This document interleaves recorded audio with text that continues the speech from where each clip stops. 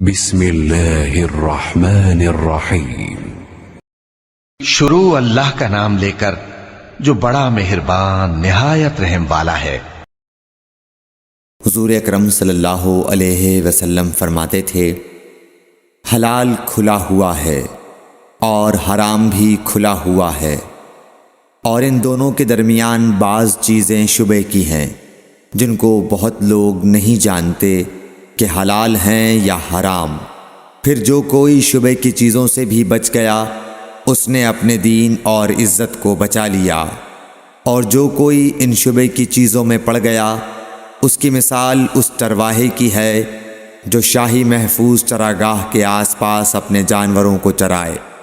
وہ قریب ہے کہ کبھی اس چراگاہ کے اندر گھس جائے اور شاہی مجرم قرار پائے۔ سن لو، ہر بادشاہ کی ایک چراگاہ ہوتی ہے، اللہ کی چراگاہ اس کی زمین پر حرام چیزیں ہیں، پس ان سے بچو۔ اور سن لو، بدن میں ایک گوشت کا ٹکڑا ہے، جب وہ درست ہوگا سارا بدن درست ہوگا، اور جہاں بگڑا سارا بدن بگڑ گیا۔